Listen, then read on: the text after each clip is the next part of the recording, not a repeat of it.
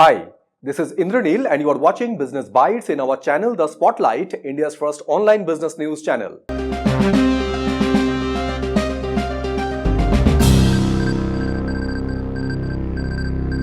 In today's Business Bites, first news we have Tata Capital filed IPO papers to SEBI of up to 18,000 crore and could rank India's fourth largest IPO. Second news we have new age logistics firm Delivery to acquire Ecom Express for 1,407 crore. Third news we have Tata Group is looking to raise 1.3 billion US dollar for their two digital arms Big Basket and 1MG. Fourth news we have Apple's vendors exports almost double of iPhones in March majorly to the US before new tariff announcement. And fifth news we have digital payments company EaseBuzz raised 30 million US dollar while impact investor Asha Ventures raised 10 million US dollar of funds respectively. In first news, Tata Capital filed IPO papers to SEBI of up to 18,000 crore and could rank India's fourth largest IPO. Financial services firm Tata Capital has filed a draft red herring prospectus with the market regulator SEBI, that is Security and Exchange Board of India, for an initial public offering, that is IPO, of up to 18,000 crore, which is around over 2 billion US dollar, when the application was through the confidential route. The confidential filing route allows companies to keep their draft red herring prospectus private until their issue plans are finalized, and this mechanism helps to shield sensitive information like mergers or corporate actions and mitigates the risk of opportunistic litigation. In 2022, the Reserve Bank of India classified Tata Capital Financial Services as an upper layer systematically important non-banking financial company, where the classification mandates the adoption of enhanced regulatory frameworks and listing within 3 years. Tata Capital is currently merging Tata Motors Finance, which is a subsidiary of Tata Motors, with itself. Tata Sons presently holds 93% in Tata Capital, and under the merger term, Tata Capital will issue shares to Tata Motor Finance shareholders by giving Tata Motors an effective 4.7% stake in the merged entity. Tata Capital has reported a revenue of 18,178 crore, which is 34% jump year-on-year for the financial year 2023-24, with a net profit of 3,315 crore with a jump of 12% year-on-year, while the company is having a net worth of 23,417 crore as of 31st March 2025. In second news, new age logistics firm Delivery to acquire Ecom Express for 1,407 crore.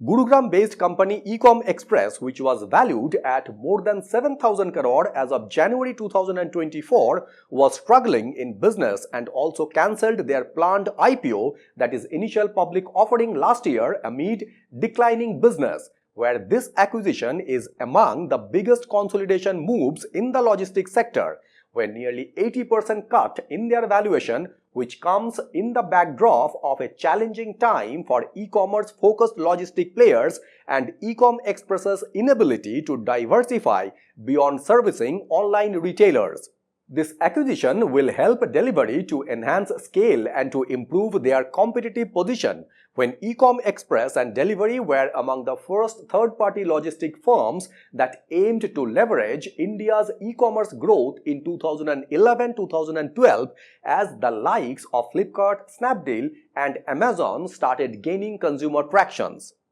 E-commerce firms slowly built their internal logistics systems by setting up separate entities like eCart Logistics by Flipkart and Amazon Transportation Services, and because of that, the third-party logistic firms started getting impacted, where e-commerce volume for third-party logistics players saw a resurgence after COVID-19 in 2021 and 2022 as Meesho started growing, which was not having their own logistic firm to deliver at that point of time. However, with Meesho launching Valmo, which is their in-house logistics software arm, in February 2024, which hit the volume of third-party logistic firms and majorly Ecom Express once again. In this kind of a business situation, the listed company Delivery gained an upper hand to manage this business orientation as they are already diversified into other segments including part truck load and supply chain services, which accounts for almost 35 to 40% of their revenue. In third news, Tata Group is looking to raise $1.3 billion for their two digital arms BigBasket and 1mg.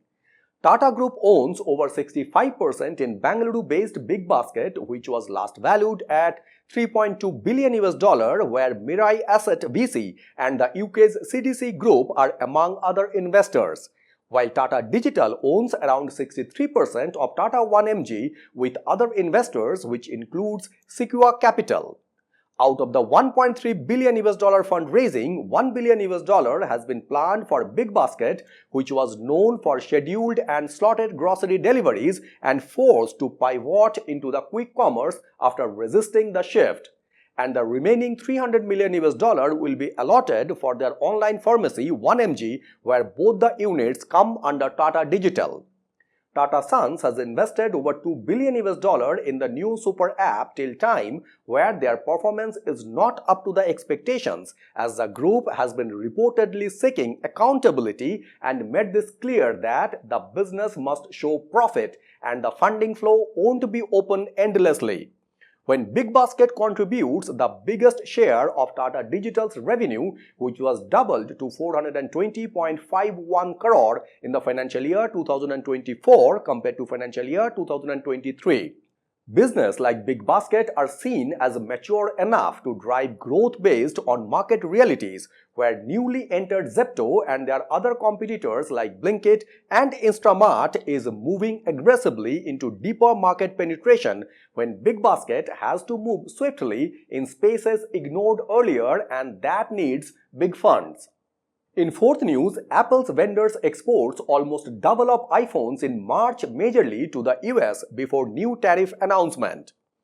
Apple's vendors' exports iPhone worth almost 20,000 crore from India in March majorly to the US, which was around 11,000 crore a year ago, which is pointing towards Apple's effort to build stocks in the US ahead of the tariffs announced by the Donald Trump administration from 2nd of April. iPhone exports have increased substantially in financial year 2025 over the last fiscal, when the future growth will be determined by the bilateral trade agreement which is being negotiated with the US, as the electronics makers including smartphone companies like Apple are in wait and watch mode. Apple's vendors exported iPhones worth around 1.5 lakh crore in financial year 2025 compared to 85,000 crore in financial year 2024, and this number surpasses the 1.3 lakh crore of all smartphones that India shipped out in financial year 2024, when in the March quarter itself iPhones exported worth 48,000 crore, which was 28,500 crore in the year ago. The 26% reciprocal tariff imposed on India as well as those on other countries will be coming into effect on 9th of April, where electronics exports to the US, including iPhones, are expected to slow as a result in the coming months. Usually, the June quarter is a slow volume one for the company, which was experienced over a period of time, and that may offset some of the impact on Apple. And in fifth news, digital payments company Easebuzz raised $30 million, while impact investor Asha Ventures raised $10 million of funds respectively. Pune-based digital payments player Easebuzz has raised 240 crore, which is around $30 million in a funding round, where the infusion of 200 crore will be in primary capital and the remaining 40 crore will be in the secondary capital. In a secondary deal, shares are sold by old investors and the money does not get infused into the company, where this is the first major venture round for the Easebuzz, which last raised equity funding of 34 crore in 2021, when their existing investors 8i Ventures, Varanyam Capital, has participated in this round of funding. The company is planning to launch their IPO in the next 2 to 3 years, as they are profitable already, so they don't want to dilute much of their stakes. On the other side, Mumbai-based impact investor Asha Ventures has raised $10 million of fund from the UK government-backed British International Investment for their Fund 1, as the company is moving closer to hit their target corpus of $91 million, where they raised $46 million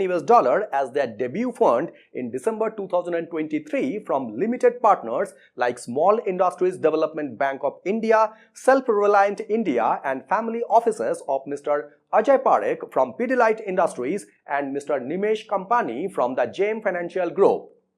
The company is partnering with ambitious entrepreneurs who leverage technology to build business for India's emerging middle class. So these were the top 5 business newses from Business Bytes in our channel, The Spotlight, India's first online business news channel. So thank you very much for watching Business Bytes and signing it off.